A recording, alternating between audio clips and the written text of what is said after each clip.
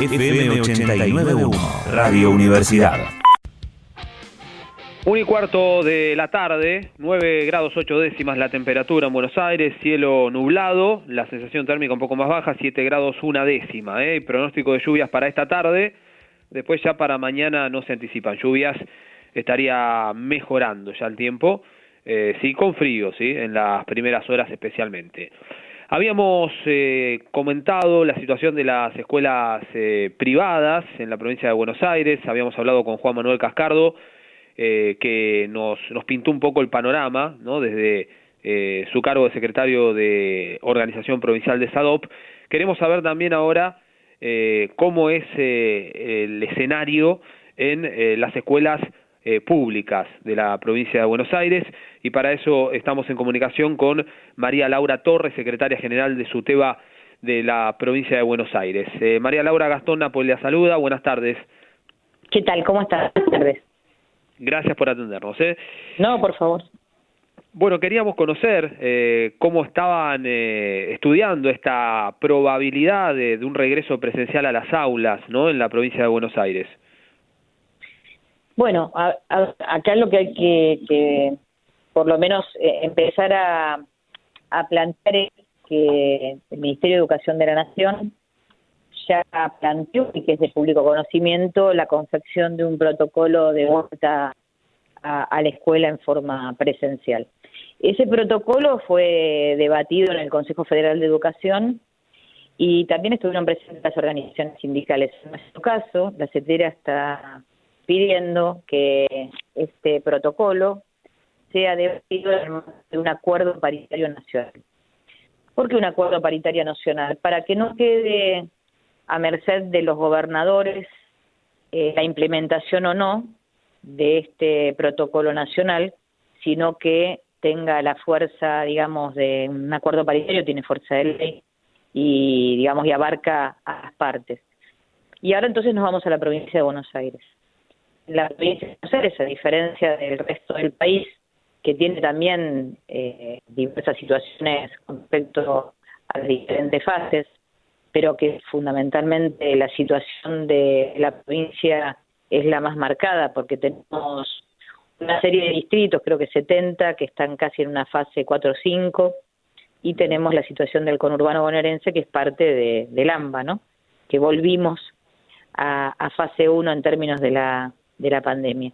Y entonces nosotros empezamos a discutir con la Educación, empezar a poner en debate este protocolo también en el marco de una paritaria provincial. Una paritaria provincial que se tiene que estar discutiendo en estos días. Y a ver, si vos me preguntás concretamente cómo visualizo lo que viene, en principio que para cualquier circunstancia de ver la presencialidad va a implicar grandes consensos.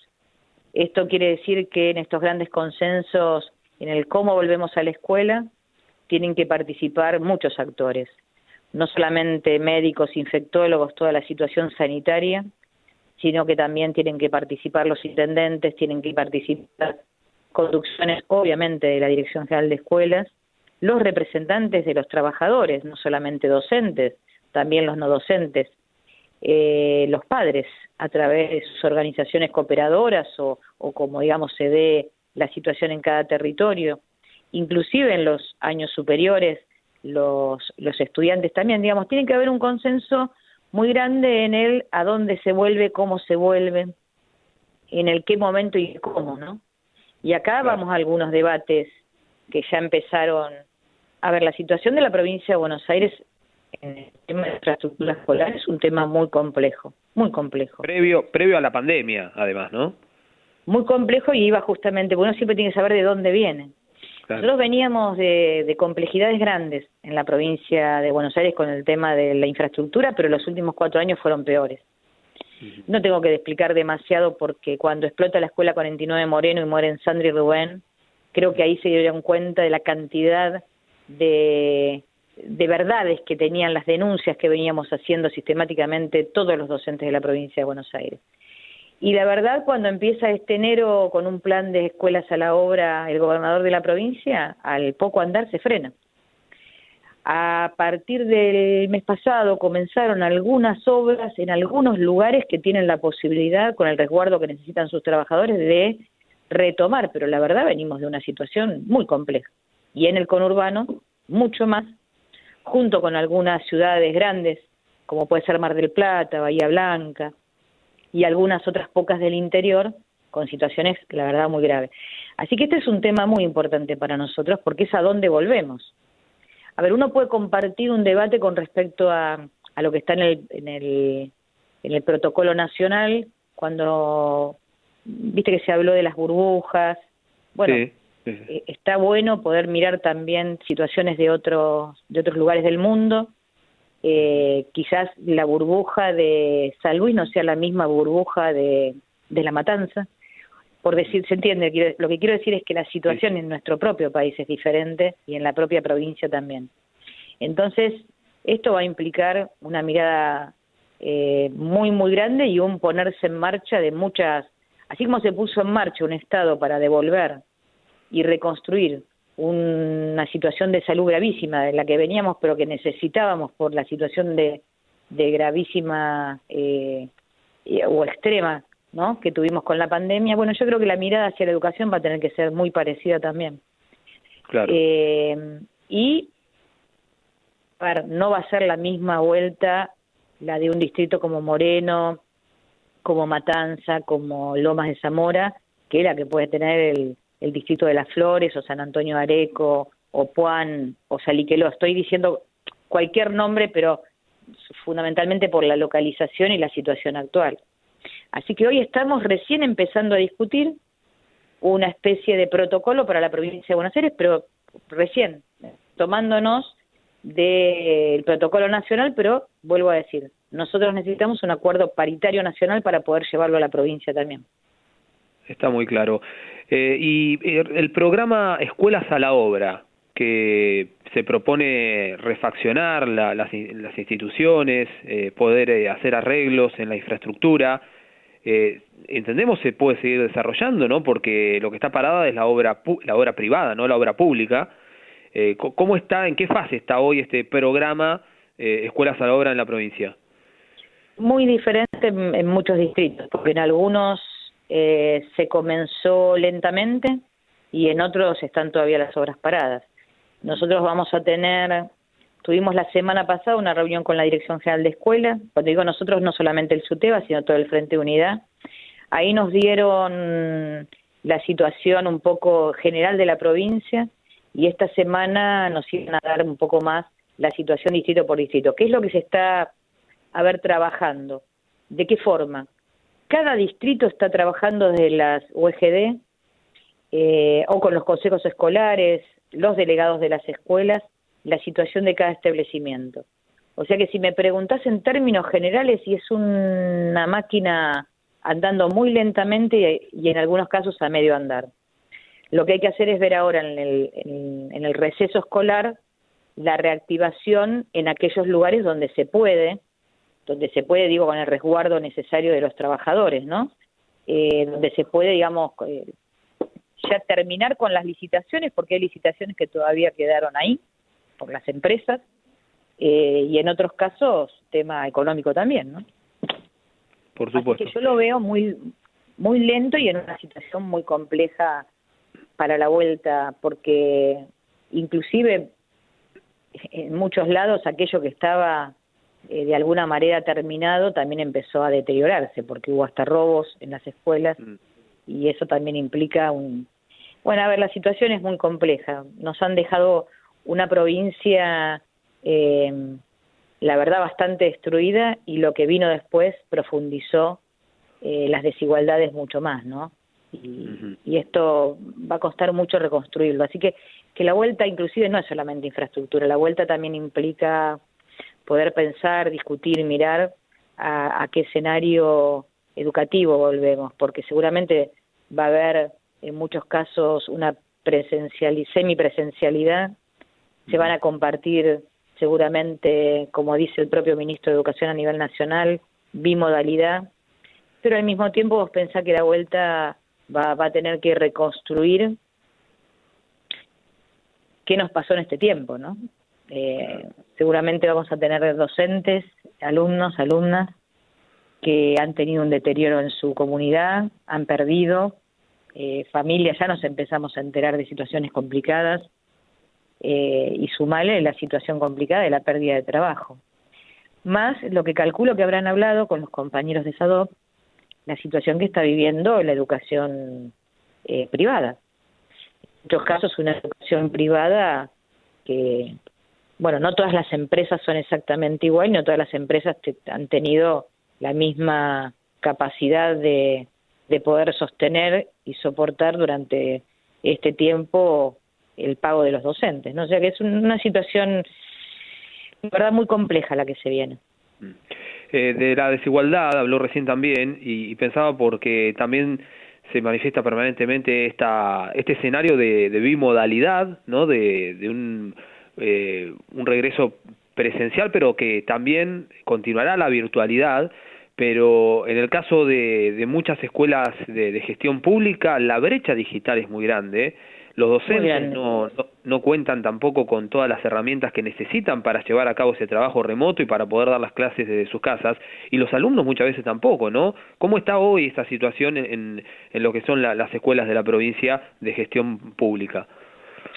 Mira, bueno, esto que seguramente lo habrá tomado el compañero de SADOP, creo que se llama Manuel, me parece que un poco más complicado todavía porque, bueno, esta brecha de desigualdad se profundizó. La mayoría de los compañeros y compañeras lo que relatan, nosotros tenemos ahí una encuesta que hemos trabajado bastante como SUTEBA, el relato es que la conexión es fundamentalmente a través de WhatsApp. No todos tienen una conectividad en toda la provincia. Esto es parte de lo que se tiene que resolver lo más rápido posible, que tiene que ver con, bueno, en aquel momento cuando existía le llamábamos el programa Conectar Igualdad, hoy se llamen como se llame, tienen que reactivar un programa que contemple la conectividad con acceso para todos y todas, que sea universal, al mismo tiempo, bueno, todo lo que implica desde celulares hasta computadoras, y una situación también de formación y capacitación, porque esto que viene no viene para 2 meses. Nosotros creemos que en principio hay que profundizar la formación y capacitación de los docentes para poder después seguir trabajando con toda la comunidad. Pero al mismo tiempo uno tiene que pensar que en la vuelta no nos puede faltar ninguno. Entonces también es un tema a trabajar, porque hay un trabajo muy permanente de todos los compañeros, no solamente de secundaria, sino también desde el nivel inicial, cuando uno visualiza que durante una semana o 2, a lo mejor algún alumno, alguna alumna no se conectó, o alguna familia, y entonces es todo un trabajo muy difícil de hacer, porque bueno, cuando uno no está, la escuela es irreemplazable, esto es lo primero que hay que subrayar, ¿no? La presencialidad es irreemplazable. A la vuelta no solamente tiene que ver con la tecnología, sino que también tiene que ver con que vuelvan todos y todas y todos tengan un lugar. Esto es parte también de lo que se está trabajando, y bueno, a ver cuántos han perdido el contacto, cuántos no, qué pasa con vos pensá el trabajo inmenso que están haciendo los compañeros y compañeras de especial, que es casi 1 a 1, que se conectan fundamentalmente con las familias, pero también tenemos que pensar que no podemos perder ninguna alumna. Así estamos, digamos, transitando cuando uno dice una sobrecarga laboral, no solamente tiene que ver con la cantidad de horas, sino con la complejidad de la tarea y el estrés, inclusive emocional, que esto tiene, porque todo esto lo estamos haciendo en nuestras casas.